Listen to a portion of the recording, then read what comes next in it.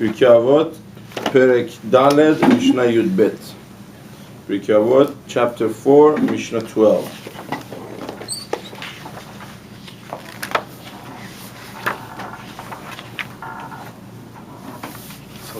Good morning. Rabbi Eliezer ben Shammua אומר, יהי כבוד תלמידך חביב עליך כשלך. Your students' respect should be chaviv, should be beloved to you, something you go after, you run after. Keshelach. Should be after elevating them. Rabbi? Yehi kevod talmidcha chaviv alecha keshelach. The respect of your talmid, your student, of your pupil, it has to be chaviv. I find very interesting the word chaviv. It gives you pleasure. It should give you pleasure to bring them up. So in our relationship with our students, our children, what are our students, our primary students, right? We have a very interesting role. We have a role of being a role model. Now between me and you, it's a difficult job. It's a difficult job. And it puts us face to face with all our own shortcomings. With all our own shortcomings. It's almost true by everybody. Every case that I have, parents and children, when there is a really, struggle, Conflict. real conflict, is when the father or the mother is dealing something in the child that they themselves had issue or have issue with. Those areas is where really it pushes wrong buttons. So it puts us at an odd position. Now, in the background, in the core of it, at the source of it, of course, we all want to elevate our children. We all want them to be the greatest thing there is. But when in the relationship, sometimes it develops because it becomes adversarial, chas v'shalom. That's what we have to be afraid of. If it's adversarial, then you may find joy or pleasure, or even if it's not joy or pleasure, chas v'shalom, a little bit, it's a win. If I win and you lose. If you lose, I win. Power stand. If I caught him, I saw him do the wrong thing. I found the proof. So here I am. Here I have a point to put you down. This is what Mishnah is saying. You have to be very careful. It has to be chaviv. Their respect should be beloved by you. It should be desires, right? That's what you desire. That's what you're after. You're after giving them respect. You're after, making them dignified. Now we have a job. We have a job of being mechanech them, and we have to see what is the best way to do that. But be very careful when putting them down becomes chas v'shalom, a habit, becomes something, it's I was walking once in Baltimore. We had a lot of it's a very mixed community. You have a lot of different people. You have whites, blacks, everybody. And this mother calls his son Shorty. Right? And the kid burst out crying. What's up with you, Shorty? So, sometimes we use a word maybe as a sign of affection or whatever. We call them whatever we call them, cutie monkey or whatever it is. But if it becomes sort of a habit of putting them down, it's a very dangerous thing. It's a very, very dangerous thing. Now, why is it very important by Talmidim? Because it is. When you have that relationship, you have a position of authority. You need to be a parent. You need to be a father. You need to be a mother. So you need to exercise some authority. They need to know, here's a student and here's a teacher. Here's how you deal. Here's a certain respect that is expected. Now, it becomes, sometimes it gets out of hand because that's a mode we are in. We are in an adversarial mode. We are in a putting down mode. Very dangerous. Very dangerous. At the end of the day, their respect is very, very important. Children, they feel embarrassment. They feel embarrassment. There is nothing different about the embarrassment feeling than any adult. They feel bad in front of their friends, in front of the family. A lot of times we have guests and we say things that, we think it's cute, we think it's funny, but the children get hurt. Their self-respect is important. It's not only for an adult. We would think twice before we say something about an adult in a gathering. Yet our children, we say everything. We say the mistakes they made. We say the shortcomings. Okay, so now, sometimes I've had cases my own. I don't know. I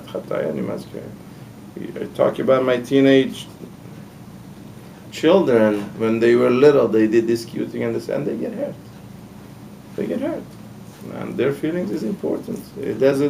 Their feelings is not any less important than anybody else. It's not. I've said this before. I say it again. Chafetz Chaim warns us again and again. If there is a love of hurting another person, if there is a love of Torah, of embarrassing another person, and we know how serious those lavim are. You embarrass someone in public, one is losing his own olam haba. I mean, he can't have worse than that. He really cannot be worse than that. You can't have a worse sentence. You cannot have a worse consequence. And it says what a 2-year-old doesn't have. If we did embarrass a 2-year-old, that love doesn't apply. Who said? Where do we wake up all of a sudden thinking that we have a right to do everything? We could embarrass them.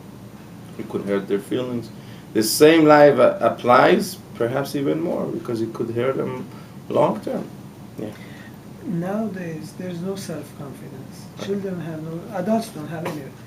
Children especially don't have self-confidence. Yeah. Any little thing embarrasses them. You show them, you show your friends, you show your family members. Their baby pictures, they're embarrassed. You show it. You got it. See, part of I don't want to get into that. I've given that lecture. Part of the problem with self-confidence is that we are in a generation where we don't give ambition to our children. We don't teach them you could grow. I've said this before. A child comes home and he's unhappy with whatever, with the performance. I don't draw good and I don't play basketball good and whatever. Right? I'll be very quick, but I've said this before. It's a whole lecture. There are 3 ways you could go. The first way is, no, who said you don't play basketball well? You're the best, you're a star. You could grow up to play pro. That's a lie. That's a lie. And what does it do? It actually destroys their self-confidence. Because what did you just tell him? You told him, he knows you're lying. He or she, they know. They're not idiots. Children pick up so much faster than you think. They pick it up right away. They know they're not the best basketball player. They're not the best basketball player. So what they hear from your answer is, there is no solution. You're stuck to what you are. I have no solution, so I have to lie to you. The only thing that it helps is that it tells them, I suck and I'm going to always suck. And my father is a liar, my mother was a liar. Obviously, if you want to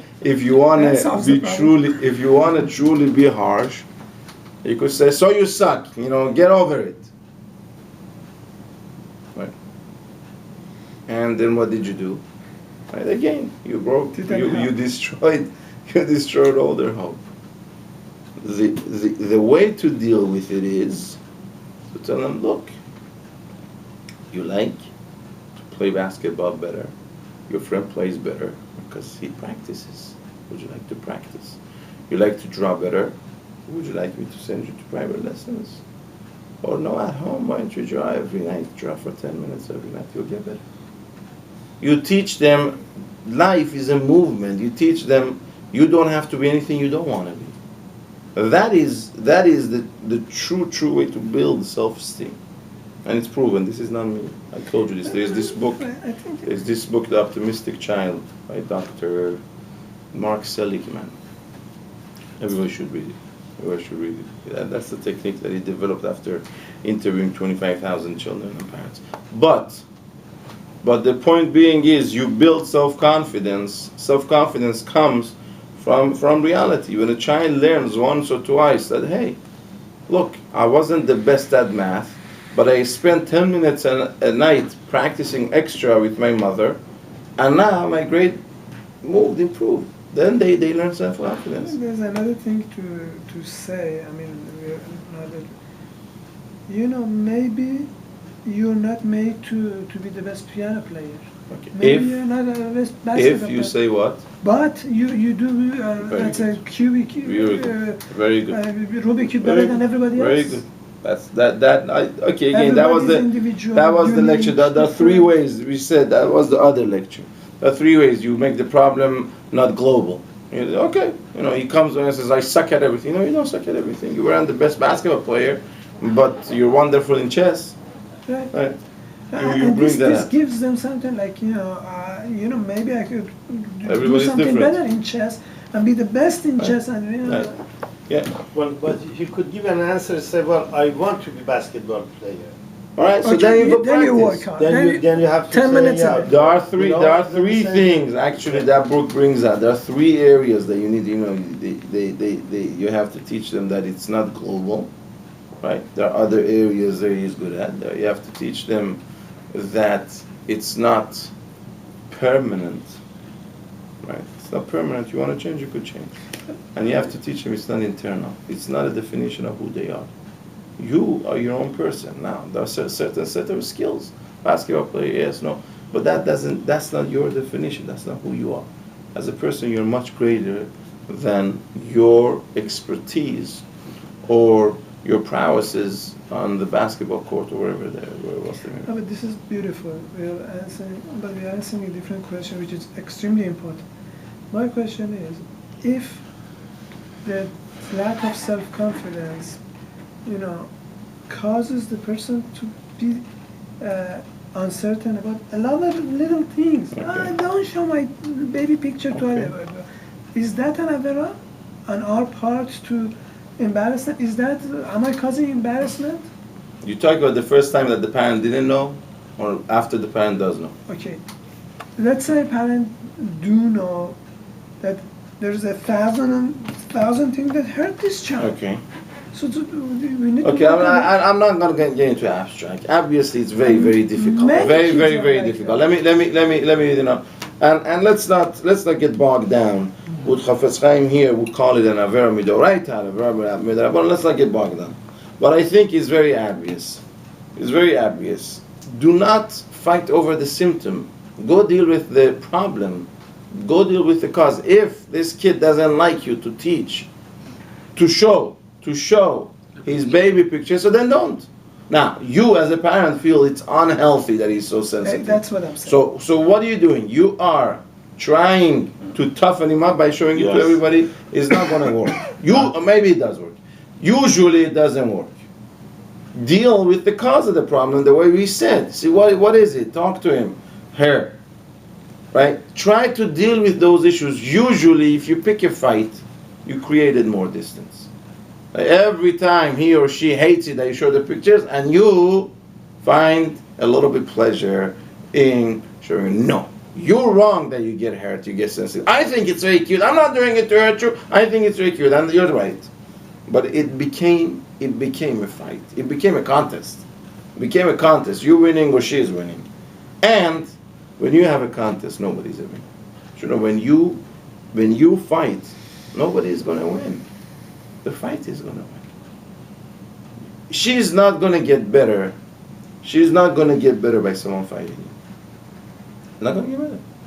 Not going to happen. So it's not going to happen. Work on the confidence, not on the... You mind I repeat yesterday's? بیرونش کنه. Right? Parashat HaShavua. I have to say this. I cannot not say this. Right? Parashat Chukat. We just read this past Shabbat. This is unbelievable. This is typical of Yaakov Weinberg. He just saw the words of the Torah. The words of the Torah are talking to us. Someone like me sometimes doesn't pick it up, but it's so beautiful, it's gorgeous. Right? So Hashem tells Moshe famously to go get water, and Moshe sins. Yes? Yes, sir. Moshe sins. With that whole story, they didn't have water. They want water. Hashem says, go extract water from the rock. And somehow through that process, Moshe doesn't do right. Through the process of extracting water, he messes it up. And he sins. Him and Aaron are punished. And eventually they forfeit the chance, the zechut, the privilege of going to Eretz Yisrael. What was his sin? Maurice? What was Moshe's sin? I'm afraid to answer. He was supposed to talk to the stone. But So, just for the sake of clarity, I want to talk about voice that. activated stone. Right? Just for the sake of clarity, the Pesukim do not spell out what was the sin. So yeah, they sin. Amongst Rishonim, it's machloket what was the sin. As it is and as it should be.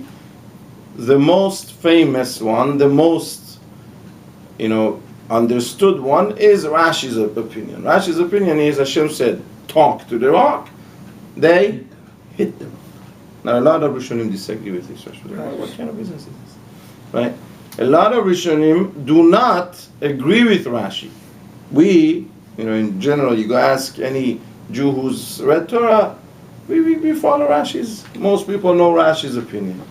But that's not accepted by all. Why? Based on what Rashi says is that Hashem told him to talk to the rock. Hashem says, the Pasuk says, go talk to them. Okay. Hashem tells him, and then Moshe So goes why and the hits. Rishonim, Right, but other Rishonim say, okay, that's a mistake. Nobody disagrees that it's a mistake. Hashem said, talk, and you but he hit. asked him to hold. That's a Yes, wonderful your hand. question also. Why did Hashem say that? Don't want to go there. I want to Usually, forget the it. common sense is telling you, okay. If you have take your that, gun so you got to with use it. Have your gun with you in case you need it. Use a knife. it. Very good. That's a wonderful question. That's a wonderful question. And I'm not going to answer it today at least. But, see, there is no controversy that this was a mistake. Hashem said, talk, they hit. But what other Rishonim disagree with Rashi is like, what? That is Moshe Rabbeinu's grave, unforgivable mistake? So he extracted the water wrong. He didn't follow the manual. He's one of them. Right? So what? Well, this is it. This just changed his whole destiny and killed his chance. Consequences of it. What? The consequences of it. Very good. Very good. Other Rishonim don't like that. They say it was the anger. It wasn't, this may have been one outcome of the anger, but there was the anger. Hamorim. Hamorim, Ramban says, okay, be that as it may. But Rabbi Yaakov Weinberg made a diuk, and I don't think he was trying to answer Rashi. He was making an observation. I think he could answer Rashi also. Look at this. Hashem says, go gather the people, and you speak to the rock. He shall give its water. Memav. Its waters, if I have to be very, very exact. Okay, you extract water for them from the rock. So Moshe does that.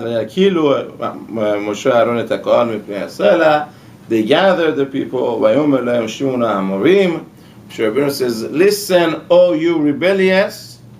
This also was another mistake here, according to other Rishonim at least. He lost it with them.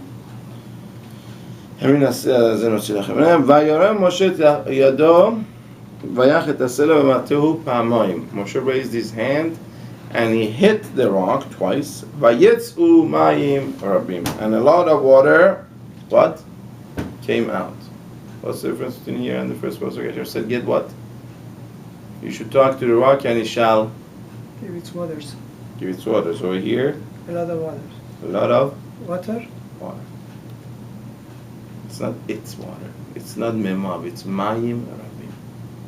In the words of Rav Weinberg, you could hit a rock and you could get water. You could extract water. You could even extract a lot of water. But its water, it's not. It did not give you its potential. You did not touch the inner core, the being, to bring out the hidden talents. And he said that was the lesson of chinuch. That's where Moshe Rabbeinu is a whole philosophy of relationship with others. You could push and shove, could kick and scratch and get result. You could. You could, you could push and shove and get a good report card for your child.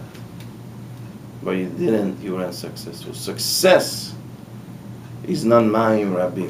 Moshe got Ma'im, he got Ma'im, and even got Ma'im Rabbi, he got a lot of result.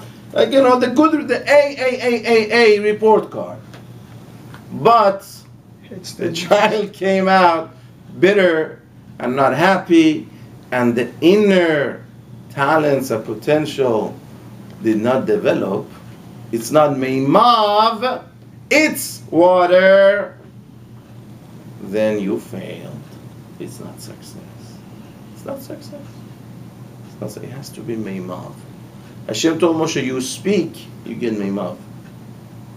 You communicate, you create a relationship. Now sometimes it's difficult to create a relationship. It takes patience. It doesn't go overnight. It takes time. You create a relationship. Yes, I could go and keep on showing the picture till they either give up or whatever. Maybe I'm lucky also that they grow out of it. But you didn't get anywhere.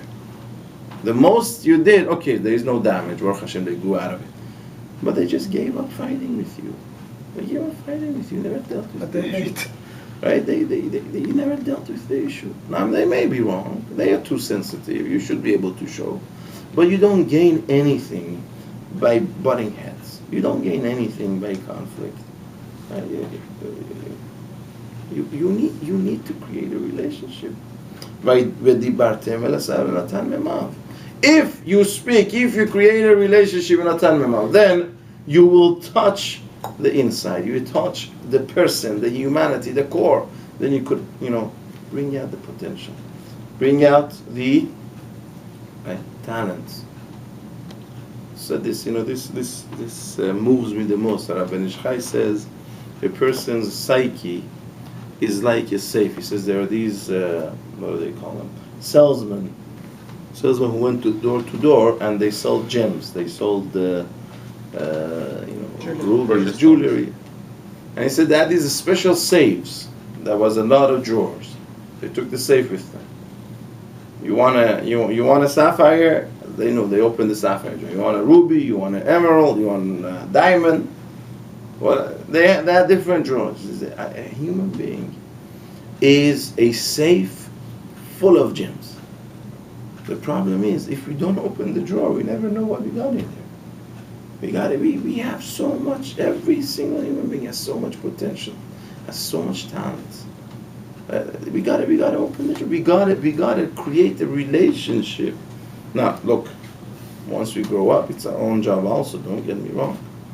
I don't prescribe to the idea a little bit prevalent in this society where everything that is wrong with me is because of my parents. I'm not saying that at all. I'm not saying it at all. But we have to really be smart about what we want to do. We want to create a relationship. Well, what do we gain? I showed them. See, I did it enough times that now she doesn't complain when I show the kitty pictures. It's doesn't. Oh, don't get me wrong. By the way, it's very easy to give lectures. At my home, I struggle with it very much also. Right? When my kids fight, I take the video camera and I start recording. That's good. And then immediately what happens, they all smile at the camera and do this. But one of the sons is really, he wants to delete it. He wants to erase it. It's as if like I'm going to post it on YouTube or something. Right. Yeah. Should I not? Why I don't do you show it to mind? other people. Why do you mind? Tell them I think we should delete it, but we should get something. And how old is he? 7. Okay, 7 is a good age. So fine. Here you go. We're going to watch it together. And your job to delete it. You press the button. No. Just tell me what could have been done differently there. What could have been at that point, right? I usually, it's not an easy thing, but usually, the mistake that I myself and a lot of parents, when there is a fight, you try to determine who's at fault. You know, the answer is it takes two to tango. She was mean to me. Well, why were you mean? Because I asked her if I could borrow her pen and she didn't give me. Or why didn't you give her your pen? Because she didn't ask me nicely. She said it very bossy. And you go back and it's all true. It's just that because they're children, they haven't learned to de-escalate situations. You know, it escalates from a small little thing, it gets to a big thing. Right? So you have to teach them, look, at that point, when she asked you not nicely, had you smiled, she would have gone, I'm sorry. Thank you very much for the pen. Yes, she didn't ask you nicely. I didn't feel like giving her the pen when she asked me so harshly. I'm not going to do a favor if she doesn't even ask. I said, you're right. But look, the way you did, you like that? Now you're scratching each other's eyes out. Don't you think, what? You know, 7 is already a good age that you don't, you know, unless they, at what point during this video things could have gone differently? What could you have done to end up in a, you know, to a solution that you like yourself would have been happier? At that point, a smile could have done it. And they may not be so smart to say a smile, but they could say, you know what, I could have been a little bit not so agitated because she didn't ask me nicely, etc., etc., etc. And then let them delete it. Make it an exercise. You're privileged to delete it because you got the right answer, because you whatever taught me something, taught yourself. They want to delete it, let them delete it. You should make videos of the good times too then. Of course, I know. No. Our video is 24/7. Huh? Not 24/7, but if you're looking at the bad ones, you should look at good ones and say this is It's nice something what you amazing did. when you look Yeah, at I don't yourself 24/7 is from good the idea. other eye, from the camera. Did I do Things that? start to change. Yeah. Things start to change. Okay, so that was at least the first portion here. Yehi kavod talmidcha chaviv alecha kishelach. When we have a relationship, that type of relationship with a student or with a child, there is a danger. Again, a recap. There is a danger because we feel ourselves at a position that we must educate. Then it may become adversarial. And you feel a winner when you put them down. And that's what Eliezer ben Shammai is coming against. It's very, very, very destructive if that happens. You're not going to get anywhere. You have to be out. You have to be looking for ways to elevate them, to make them feel dignified. That's what it is. You make them feel great, dignified, great people. Then you get somewhere. Okay. It's like,